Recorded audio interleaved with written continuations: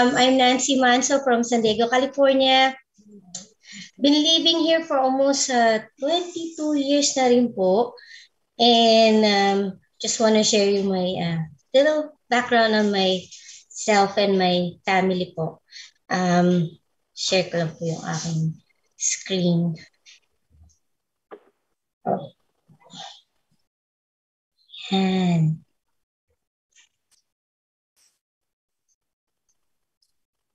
Nakita, ayan po. I-play ko lang po. Ito yung aking nag-iisang anak and my husband for 15 years, and that's my 14-year-old son.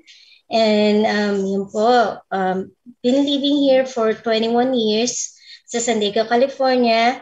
And yeah, before I came here, ito po ang aking itsura. Yan po.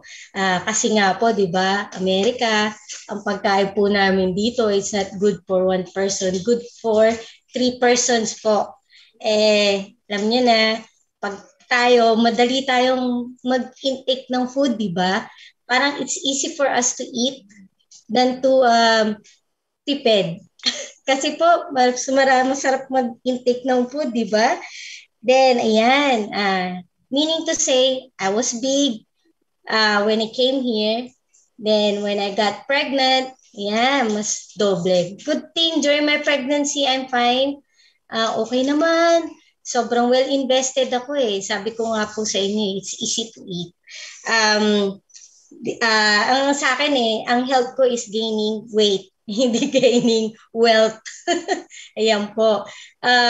Then, day after I gave birth to my son, I was diagnosed to have a pancreatitis, meaning I have my body is not producing insulin po. I'm type 2 diabetes. I have type 2 diabetes mellitus and it's uncontrolled. Talagang hindi na po nagpo-produce ang body ko ng insulin. Good thing lang po, it didn't happen during my pregnancy. Kasi ang hirap po, no? Imagine, I have a baby, tapos mag-i-inject po ako ng insulin. Thank God na rin po at it's a day after kong manganak. Ayan po, meaning to say I have to inject my insulins, mag-check ako ng dugo ko every time I'm gonna eat kasi po ang prescribed sa akin ng doctor, I have to inject myself every kain po, every meal. Can you just imagine? Ang hirap nung kung nag-i-inject ka sa sarili mo. Parang, alam niyo po yun, yung ipopoke niyo yung sarili niyo. Sa fingers ko na nga lang, mahirap na eh. I-inject ko pa yung insulin ko. Kasi wala naman pong, hindi pa ni-invento yung gamot na by mouth na you're just gonna swallow. Meron po etong metformin, but this metformin is if you're gonna read the background of this medicine, it damages your kidney. Di ba? Okay na po sana eh. It's easy to take pills, but unfortunately, it has side effects. Lahat naman po na medicine may side effects po eh. Yan, then I'm injecting insulin. Tapos, I even tried looking for alternatives kasi po sawaning katawan ko taking medicines po talaga eh. Sabi ko, I need to look and find way na talaga will help kahit help lang po talaga, na will help my diabetes, having diabetes po. Nag-try, ang dami kong tinry, even tried yung mga pampababa pills na brand dyan sa Philippines yun eh, Ampalaya pills. I don't know if you tried po yun. I tried po, even gave it a time of 6 months. Kasi sabi ko, at first, ininom ko siya parang, nadidisi talaga ako. Nakakahilo siya. Then, I have a sister-in-law in the Philippines, cancer survivor din siya. After having cancer, she tried taking barley. Narinig ko, kinukwento. Kasi, I was surprised. Sabi ko, ate, bakit energetic ka? Sobrang energy mo. May naglalaba, nagluluto. At the same time, nagka-cancer siya. talagang alive na alive siya.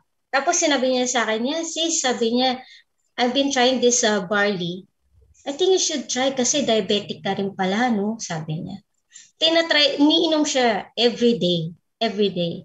Then, good thing, I have a friend here na co-worker ko rin siya way back nung nasa Philippines pa ako sa OWA. She's living now in Canada. And she told me, Nancy, sabi niya, kasi tita ko rin po siya, tawag ko sa kanya. Sabi niya, have you heard about barley? Kasi concerned din po siya sa akin na, been diabetic for almost 14 years. Sabi niya, anong help na ginagawa mo? Been looking for alternatives din po. Then she introduced me barley. Wow, sabi ko, nagulat ako, parang wow, it's a blessing. Kasi po wala po rito pa po sa amin, dito sa San Diego, na nagtitinda or nagsisell ng barley. Very fortunate ko po na every time naman po kami nag-uusap kami na she informs me na, I have this and I have that. But luckily po, she introduced me to barley. And you know what I did? Walang question po. Sabi ko sa kanya, paano ba kumuha sa'yo? I got a package na from her. Hindi na ako nagdalawang isip. Kasi I really wanna try it for myself. Kasi sabi ko, testimonies, I believe on people than on the product. Kasi dapat ganun tayo, di ba? Mas mano tayo na, sinubukan mo ba? Na-try mo ba sarili mo? Mas tayo doon, di ba? Mas click sa atin pag people have testimonies na, really tried the product. Ako talaga, positive ako na I really wanna try it. Then, napadala niya na ako. After taking it for 3 weeks straight, kasi excited ako. Nag-try ako kagad when she sent it to me. Uminom na ako. Ganun ako Ganun ako ka-optimistic when it comes to Kasi I really want to have another alternative. Na ayoko na nasasaktan ko yung sarili ko. Mahirap. At least inumin ko lang. And no matter, kahit sabi nila, parang kulay green, parang hirap i-take, 'di ba? Parang sa akin no doubt, wala akong thinking na gano'n. Ang thinking ko kasi I really wanna be okay. I really wanna have another help an alternative na makatulong sa akin.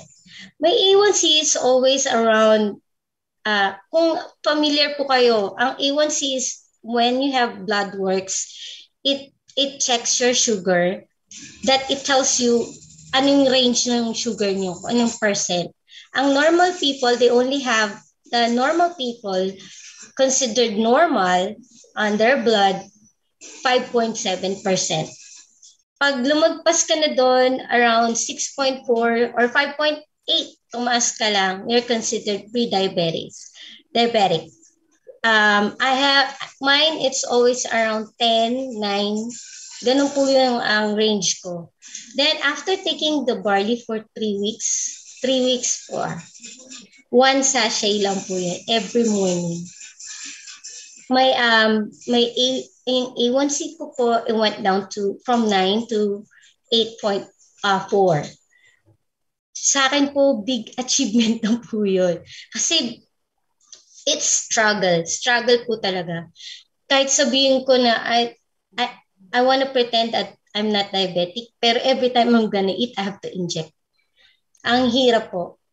Kaya, since I started the barley, ayan, it went down. Sa akin po masaya kasi naiba po yung feeling ko. Talagang parang na-correct niya yung aking flow ng dugo ko. Kasi before, parang pag diabetic ka, you cannot control it. You're cranky, you're messed up ang pakiramdam mo, messed up ang utak mo. Kahit nagtiting ka na, hindi, it's all in the mind. Hindi pa rin. You really need to have another option. Good thing, barley came to me po. Ngayon, eto na lang bonus ko po. I lost weight. For 135, I'm 103 na lang po ngayon.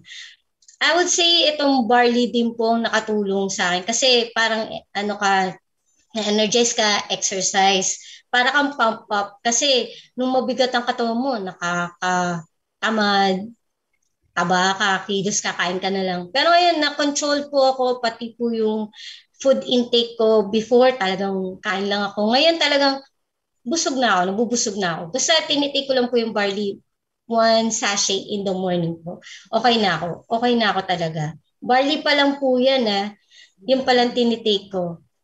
Talaga nakatulong po sa akin na mag-lose ng weight. Bonus lang po yan, bonus. And to top it all, hindi lang pala po yan na bonus for my health. Pati pa rin packet ko, magkaka-bonus din. Imagine mo po, kasi what's the point? I'm using it for myself. Might as well share it to other people since I got a lot of friends here na, oh, nagulat sila, what happened? What did you do? Okay ba yung sugar mo? Kasi they know that I'm diabetic. Talagang alam ng kwento ko, ng kwento ng health ko. Then I became a distributor na rin po. I'm sharing it even to my lab, yung technician ko po, na kumukuha ng dugo ko kasi she was surprised. Sabi niya, wanna try it, might as well try it. Kaya every week po, ayan, marami na pong bumibili sa akin every week or 2 weeks. Pag hindi, every month talagang sabi ko kumikita po ako by product itself pa lang po yan. Product self, kumikita na rin po ako. Masaya lang po kasi now I'm attending yung training kasi importante po yan. Bonus na to yung health ko. Alam ko na yan. Pag uminom ako, alam ko na po yung effect sa katawan ko. Masaya. I hope you should try it too kasi it's good if you're gonna be your own testimony po. Talaga. You won't have a problem if you're gonna do the business. Kasi po, ikaw na mo po kwento sa sarili mo eh. And it's super easy po. Super easy po talaga. At nakakasaya. Sabi ko nga po sa inyo. And again, I'm Nancy Manso and I'm a proud user and a sharer ng barley po. And have a nice day po everyone. Nice seeing you po all. Back to you, Mentor Kata. Oh, Tita Kata.